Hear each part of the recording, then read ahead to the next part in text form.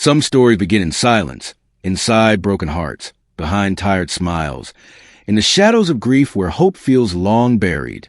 Mine began that way, until one night a wounded stranger collapsed at my door and forced me to choose between fear and courage, survival and sacrifice. Do you believe fate sends people into our lives for a reason? If yes, like this video and share your thoughts in the comments. The rain hadn't stopped since morning, and my boots were soaked through by the time I reached the corner of our street. My daughter's voice echoed in my head. "Daddy, don't forget, you promised you'll be home early." Early? I laughed bitterly under my breath. Nothing about my life had been early. Always late, late on rent, late on bills, late on the kind of future I once promised my wife before she died. When I pushed open the gate to our small, beaten-down house, I paused. The paint peeled like old skin, and the roof sagged as if it was tired of holding on. Just like me. "Daddy!" My daughter's voice burst through the front door. She came running barefoot, her little arms wide. Her laugh cut through the storm, and for a second, my chest loosened. "Careful, baby. The floor's wet." I warned, scooping her up. "You'll slip." She giggled. "Then you'll catch me, right?" Her words stabbed me in a place I kept hidden. I nodded, pressing a kiss into her damp hair. Always. Inside, the air smelled faintly of old wood and reheated soup. I set her down near the couch. She showed me a crayon drawing she'd made, me, her, and an angel with wings. "Is that Mommy?" I asked softly. She nodded. "She watches us." I couldn't answer. My throat tightened, and I just stroked her hair. Later, after dinner, I stepped back out to grab some groceries before the store closed. That's when I saw it. At first, I thought it was a pile of rags left in the rain. But then it moved. A small whimper carried over the sound of water hitting the pavement. I froze. A puppy, thin, shivering, its fur clumped with mud. I looked away. Not my problem. Not tonight. I could barely afford bread. Another mouth would break us. "Keep walking." I muttered, "You've got enough to carry." But when I took a step, it lifted its head. Eyes, dark, wide, pleading. The kind of eyes I'd seen in the mirror every morning.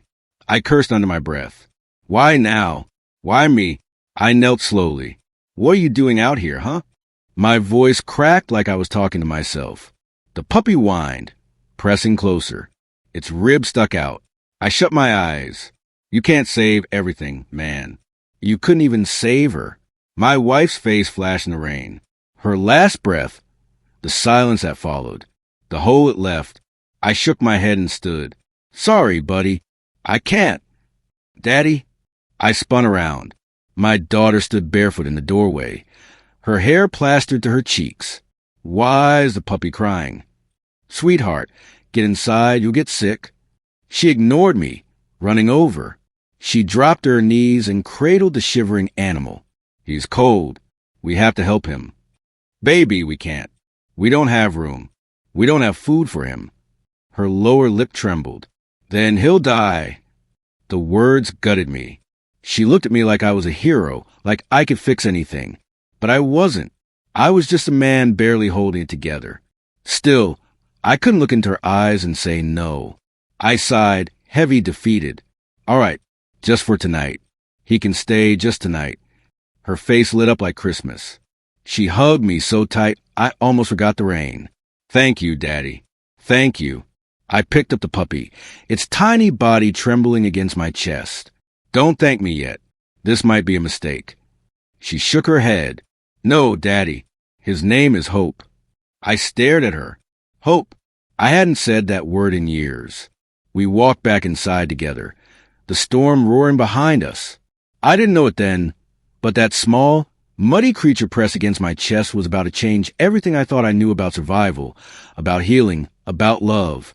And for the first time in a long time, the weight I carried didn't feel so crushing. Hope. That's what she called him. I laid the puppy down on an old towel near the heater.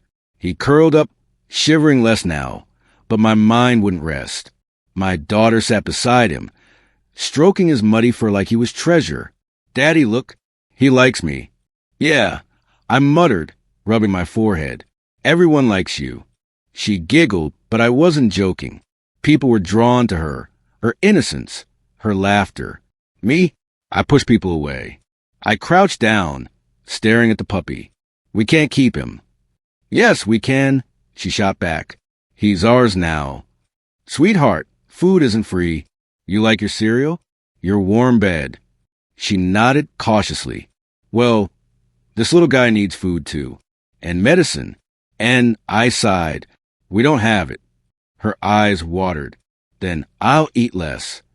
The knife twisted deeper in my chest. Don't say that. Never say that. But Daddy, she whispered, clutching the puppy close. If we send him away, he'll be alone. Like us. Her words hit harder than any bill, any debt collector's knock. I swallowed hard. She sees it too. The emptiness. I stood up quickly, pacing. You can't keep him. You'll drown. But look at her face. She hasn't smiled like that in months. The puppy sneezed, and she laughed so hard she fell over. The sound filled every cracked wall of the house, every shadow I'd been living under. I dropped into the chair, covering my face with my hands. What the hell am I doing? Keeping him, she answered matter of fact. I peeked through my fingers. You always win, don't you? She grinned. Only with you, Daddy. The next morning, I found myself pouring milk into a bowl, not for my daughter, but for Hope. He lapped it up messily, tail wagging, and my daughter clapped like it was a miracle. See? He's happy. I leaned on the counter. Yeah, for now. Inside, my brain spun. Another mouth, another wait, but maybe also another reason to wake up in the morning. Later that day, she dressed him in one of her doll sweaters. He stumbled around, looking ridiculous, and she laughed until tears rolled down her cheeks. You're crazy, I told her. She stuck her tongue out. You love it. And damn it, she was right.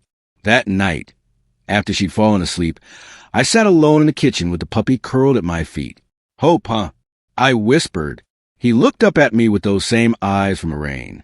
Empty, yet asking for something just like mine in the mirror. I shook my head.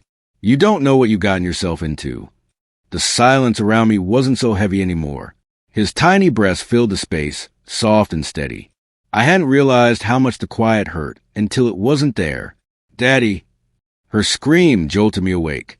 I rushed to her room, heart pounding, only to find her kneeling by the open door, pointing outside. He ran out. Hope ran outside. I cursed under my breath, grabbing my jacket. The night air slapped me, cold and sharp. I could barely see past the streetlight glow. Stay inside. I shouted back. But Daddy, lock the door, do you hear me? Her whimper broke me, but I couldn't risk her following. I jogged down the street, rain-soaked pavement gleaming under the weak moon. Hope! My voice cracked. Hope, get back here. Every shadow looked like him. Every sound made me jump. My chest ached. Fear clawed inside me. If I lose him, she'll break. And maybe, so will I. Then, faintly, I heard it. A whimper. Not far. I ran, turned the corner, and froze. There in the darkness, Hope stood wagging his tail beside a figure slumped against the ground. A stranger. My stomach dropped. What the hell did we just walk into? Hope stood wagging his tail beside the slumped figure. I froze, rain dripping into my eyes, my breath sharp in my throat. Who's there? I shouted, trying to sound braver than I felt. The figure groaned. Not dead, not fully conscious either. I glanced back toward my house. My daughter was peeking through the doorway, her small face pale in the dim light. Daddy, she called. Get inside. I barked. Now! The door shut, but I knew she was still there, watching. I turned back. The stranger shifted, mumbling something I couldn't catch. His clothes were torn, soaked in mud. One arm clutched aside. Walk away. Just walk away. My mind screamed at me. We had enough problems. I didn't need this. But Hope whined and pressed his nose against a man's hand. My daughter's voice echoed in my head. If we send him away, he'll be alone, like us. Damn it, I muttered. I crouched beside him. Hey, can you hear me? His eyes flickered open, glazed and unfocused. Help, please. I cursed again under my breath. All right, fine. But if you try anything, my words were useless. He was barely holding on. With a grunt, I slung his arm over my shoulders. My knees buckled under the weight, but I forced myself to stand. Come on, stranger. Let's not die out here tonight. When I dragged him inside, my daughter gasped, Daddy, he's hurt. Stay back, I warned, lowering him onto the couch. He just needs rest. That's all. She knelt on the floor, beside Hope. But who is he? I don't know, I admitted, pulling off the man's wet jacket. And that's the problem. The man's head lolled. His lips moved. Don't let them find me. I stiffened. Them? Who the hell is them? Daddy, my daughter whispered, clutching my sleeve. Is he dangerous? I looked at her trembling face, then at the stranger sprawled across our couch. I don't know yet, but we'll be careful. Minutes passed. The only sounds were Hope's nails clicking on the floor and the man's shallow breaths. My daughter fetched a blanket without me asking. She draped it gently over his chest. He's cold, she said softly. He needs us. I sat down heavily on the chair, rubbing my temples. Why do we always end up carrying more than we can handle? I whispered, mostly to myself, we don't even know his name. The man stirred. Daniel. His voice was cracked, but clear enough. I leaned closer. Daniel? That your name? His eyes fluttered open for a moment, then shut again. My daughter whispered, See? He trusts us. Or he's lying. I muttered. She frowned. Not everyone lies, Daddy. Her words stung. I wish she was right, but life had taught me otherwise. As the night stretched, I sat awake, listening to every creak of the house. My eyes kept drifting to Daniel. Who was he running from? Why end up here, in this forgotten street, at my door? My daughter eventually curled up on the floor beside Hope, her tiny body rising and falling with steady breaths. I stared at them, at the man who had dropped into our lives out of nowhere. I should have left him outside, should have walked away. But I couldn't, not after everything we'd already lost. And deep down I knew this was an accident. This was another test.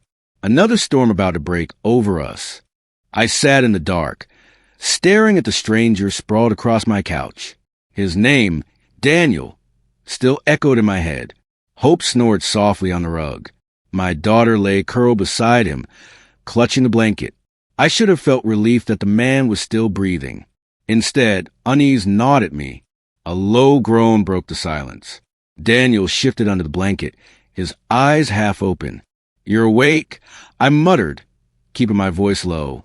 He blinked, unfocused. Where am I? In my house. You collapsed outside. Care to explain why? His gaze darted to the window, then back to me. I shouldn't be here.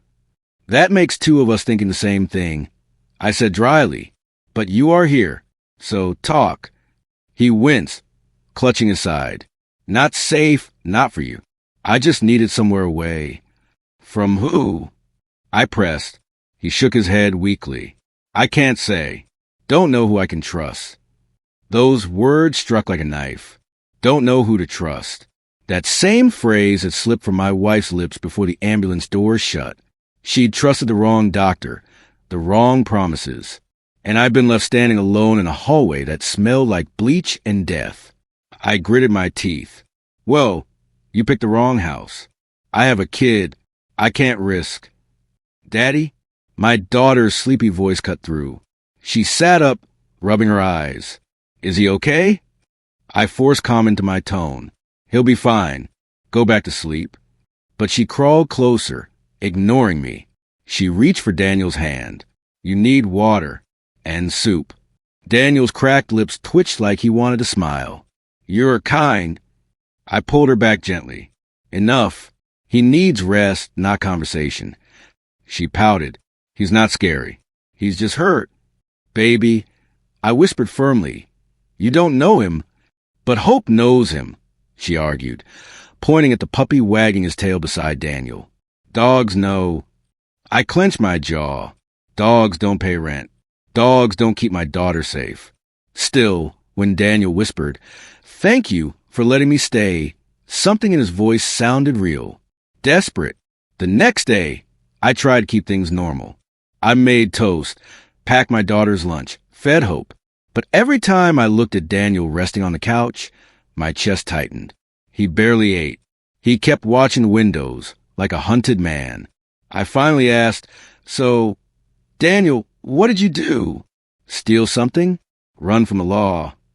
His eyes darkened. "I told you. I can't explain." "Not yet." "That doesn't work for me." I snapped. "You don't drop into a man's house and speak in riddles. You owe me the truth." He studied me for a long moment, then said softly, "The truth could get you killed." Silence pressed heavy between us. My daughter broke it by setting a bowl of soup on the table. "He needs to eat," she said stubbornly. "Daddy, you always say food makes people strong." I sighed, rubbing my forehead. "One day, your stubbornness will be the end of me." But I didn't stop her. That evening, as rain tapped against the windows, Daniel whispered from the couch, "You lost someone, didn't you?" My chest clenched. "What makes you say that?" "The way you guard her. The way you look at doors like they'll betray you." I froze. He's right. Damn it, he's right. I turned away. "Don't talk about things you don't understand." "I understand more than you think," he murmured. "Grief leaves a mark. I see it in you." His words reopened wounds I'd spent years burying. My wife's laugh, her last words, the silence that followed. I muttered, "You know nothing about me." But the truth was, his broken eyes mirrored mine. That night, sleep wouldn't come. I sat with a mug of cold coffee, staring at the shadows creeping across the walls. What if danger really follows him here?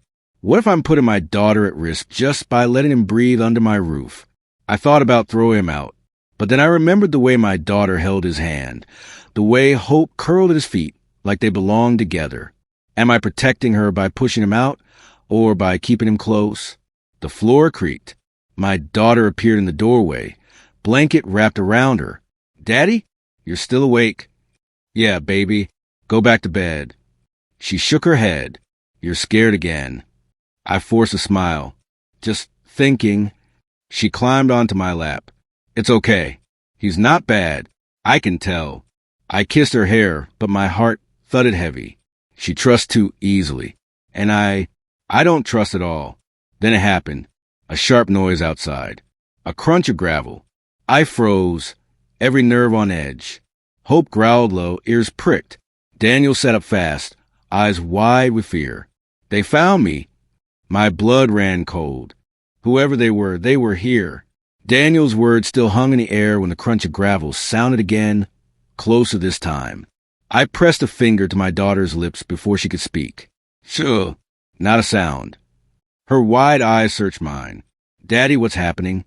"Go to the closet," I whispered, pushing her gently toward the bedroom. "Take Hope with you. Stay quiet until I say." "Daddy?" "No arguments. Now." My voice cracked sharper than I intended. But she obeyed, scooping the puppy into her arms and hurrying down the hall. The door clicked shut. My chest pounded. If danger's at my door, she can't see me fall apart. She needs a protector, not a broken man chasing ghosts of the past. I grabbed the old baseball, bat leaning against the wall. Not much, but better than bare hands. From the couch, Daniel's voice was strained. "You shouldn't face them. They're looking for me, not you." "Then start explaining." I hissed, "Because right now they're outside my house." He swallowed hard, sweat beading his forehead. "I work for people, dangerous people. I found out things I wasn't supposed to. They don't forgive betrayal. So you brought that storm to my door?" My voice shook with fury. "I didn't mean to."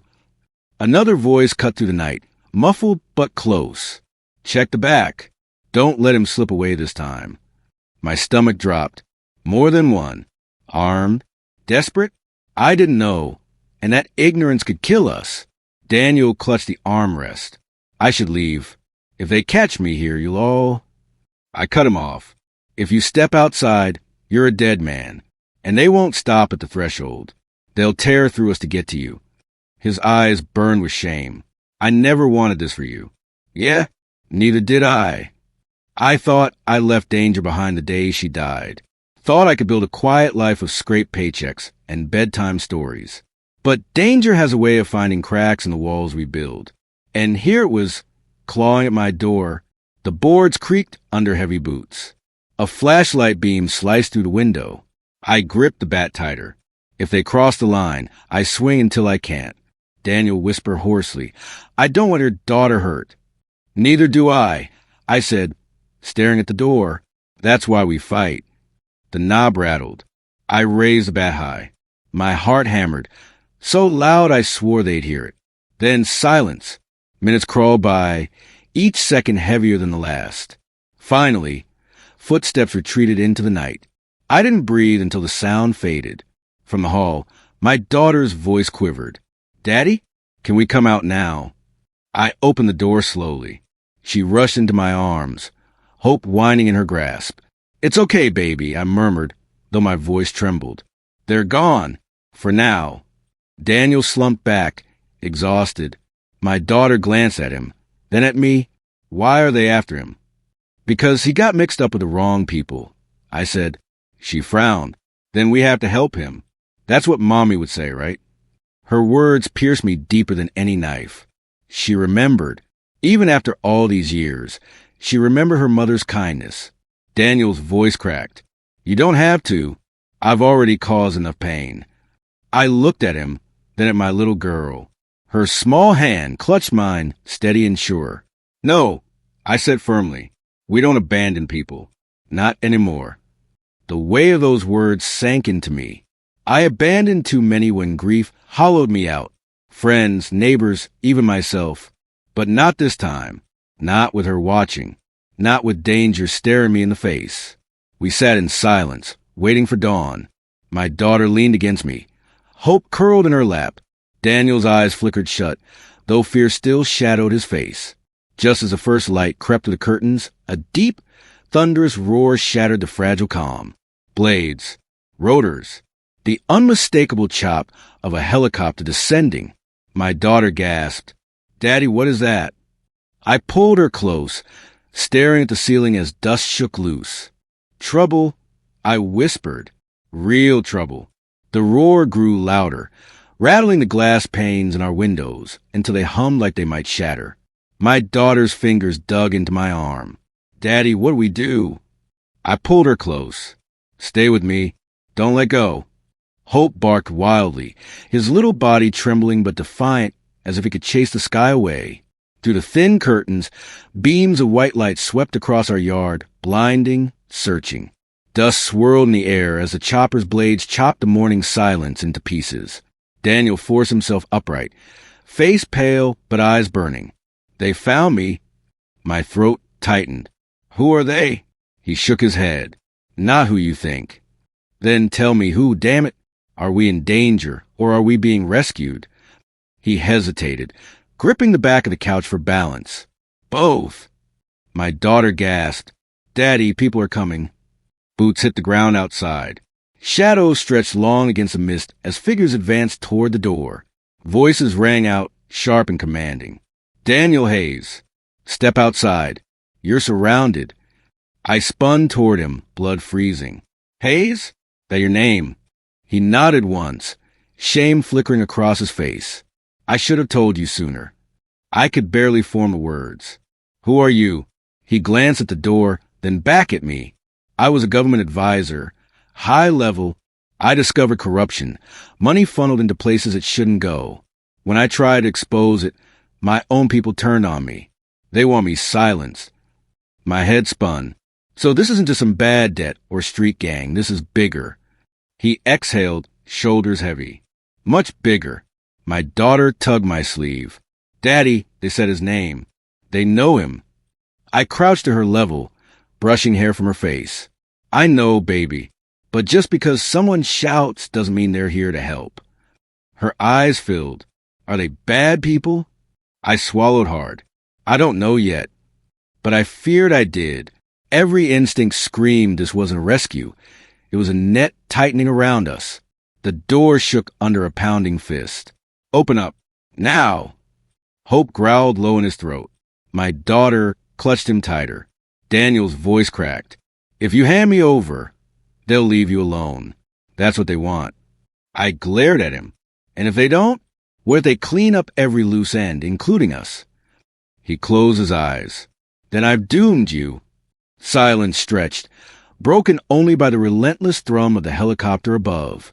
My palms sweated against the bat still clenched in my hand. I whispered, "Why should I trust you? Why not believe they're the good guys and you're the criminal?"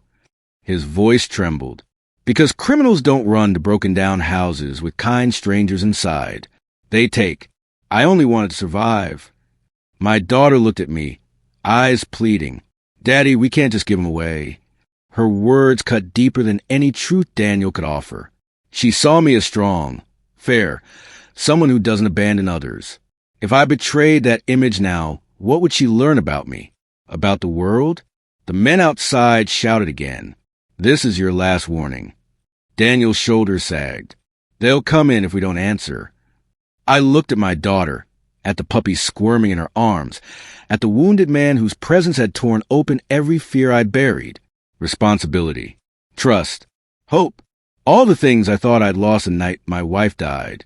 And now here they were, demanding I choose. I straightened, heart hammering. "No more hiding." My daughter gasped, "Daddy." I kissed her forehead. "Stay behind me, no matter what." Daniel's eyes widened. "What are you doing?" Taking back my voice, I said, marching toward the door, "I'm tired of living powerless." The handle rattled again. I yanked it open before they could break it down. Blinding light flooded in, silhouettes framed by the mist and the roar of blades overhead. I raised my voice over chaos. "If you want him, you answer me first. Who are you? And why should I believe a word you say?" The men froze, surprised by defiance. My daughter's small hand tightened around mine from behind. For the first time in years, I didn't feel like a victim. I felt like a father standing his ground. And as a helicopter's shadow swallowed us whole, I knew the next word spoken would decide everything. Blinding light poured over me, swallowing the doorway. My voice cut through it. "If you want him, you answer me first. Who are you? And why should I believe a word you say?" The men shifted, silhouettes stiff against the mist. One step forward, voice booming. "We're with the Federal Security Bureau. That man inside is Daniel Hayes. He vanished 6 months ago after betraying classified trust. We're here to bring him back." Behind me, Daniel barked, "Lies! They're not rescuers. They're the ones who try to bury me." I froze, caught between two truths, each more dangerous than the other. My daughter clung tighter to my hand, whispering, "Don't let them take him, Dad." Her words sent a tremor through me. I've spent years keeping her alive, keeping the world's chaos outside our broken door. But tonight, the world barged in, and now it demanded I choose sides. I raised my chin. "If you're who you say, prove it." The man in uniform stepped closer, lowering his weapon slightly. "We've tracked him for months. He has information that could endanger national security. If you shelter him, you put your family at risk." Daniel's hoarse voice cut in, sharp with desperation. "If I go with them, I'm dead before sunrise." I tried to expose their corruption. That's why I ran. They're covering their tracks. The two stories clashed in my head like thunder. One painted him as a traitor, the other as a whistleblower. Which truth could I afford to believe? I glanced at my daughter. Her eyes were steady, unwavering. "Daddy, you always tell me we help people who are hurt." "He's hurt." I swallowed hard. "Yeah, baby.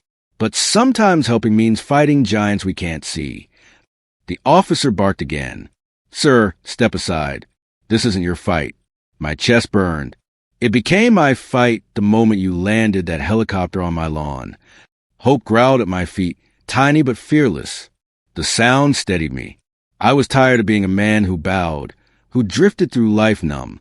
My little girl needed a father who stood tall, even if he shook inside. I squared my shoulders. "If you want him, you deal with me first. My family's safety is not negotiable." A heavy silence hung. Then Daniel's weak laugh broke it.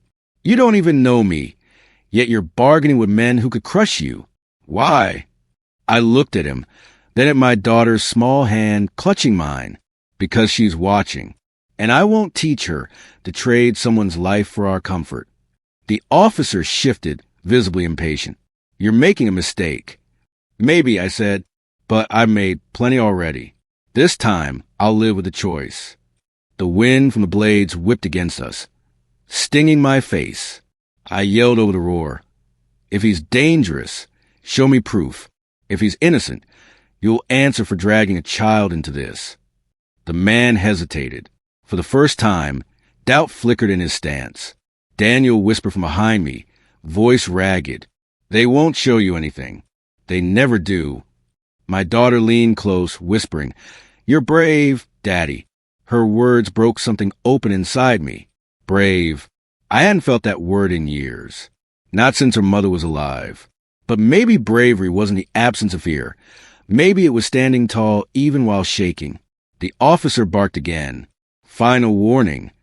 I planted my feet. Then here's mine. Nobody leaves this yard with him until I get answers. The rotor's roar deepened as the helicopter prepared for lift. Tension stretched like a bowstring ready to snap. My daughter pressed into my side, hope barking furiously at the advancing men. In that moment, I felt it. This wasn't just about surviving anymore. We weren't shadows hiding from the world. We were part of something larger, something messy and dangerous and real. And for the first time in years, I chose to stand in it, not run. We were part of something larger, messy, and dangerous. And for the first time in years, I chose to stand in it, not run. The officer's voice ripped through the roar of the blades. Last chance. Step aside or we come in. My daughter pressed into my side, her whisper trembling. Don't let them take him, Dad. Her plea rooted me. She still believed in me, even when I doubted every bone in my body. I turned toward Daniel. If I help you, you'd better prove you deserve it. His eyes glistened. I'll prove it with my life. Good. I muttered, because that's exactly what's on the line. I pulled my daughter close and bent down. We're going to play a game, baby. Hide and seek. You take Hope and keep him quiet. Can you do that? She nodded fiercely. Yes, Daddy. I guided her toward the closet again, my heart aching at how many times I'd shove her into hiding. She deserves playgrounds and birthday parties, not nights filled with fear. When she disappeared inside, I turned back to Daniel. Follow me. Quietly. We slipped through the back hallway, the boards groaning under every step.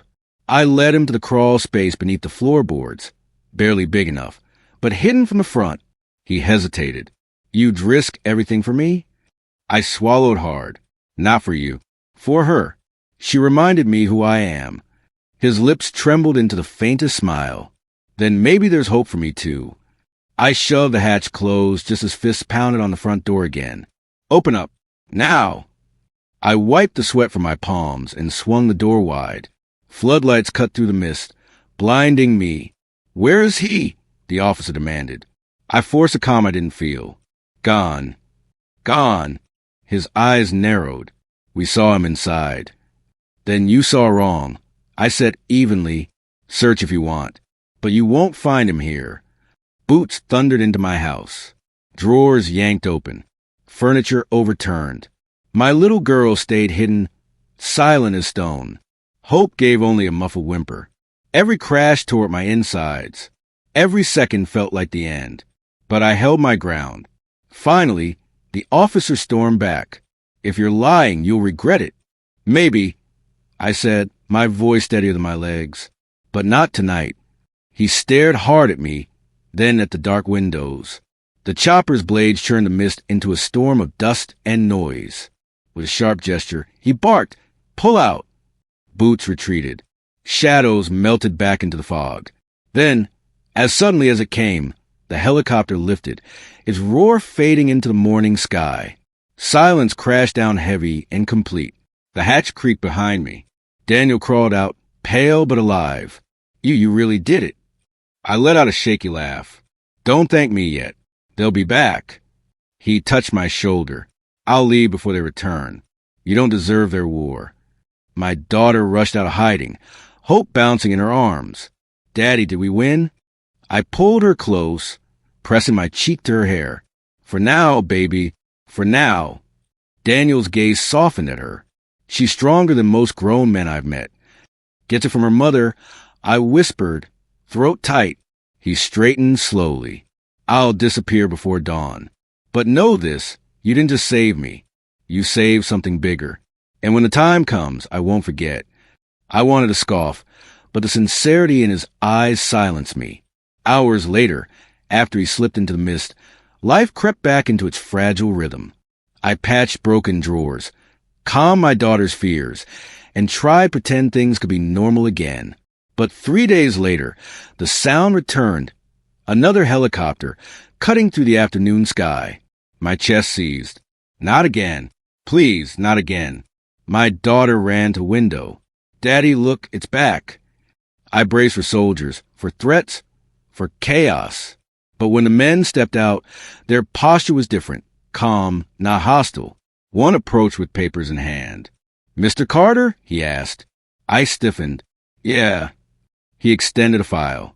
We're here under new orders. Daniel Hayes reported your assistance. He wanted you protected. I blinked. Protected? The man nodded. Your family is being offered relocation, financial stability, and if you accept, support for a new start. My daughter's eyes widened. Daddy, does that mean a real home? I looked at her, her hopeful face, the puppy wriggling in her arms, and felt something crack open in me. For years, I'd lived as if the world had nothing left to give us. But here it was, offering something I thought we'd lost forever. A chance. I knelt, pulling her into my arms. Yeah, baby, maybe it does. Hope yipped, tail wagging furiously. My daughter giggled through her tears. And for the first time since her mother died, I let myself believe it too. Life was still hard. The scars would never fully fade. But as I held my little girl in the glow of the afternoon sun, I felt it stir inside me again, fragile, trembling, but real. Hope,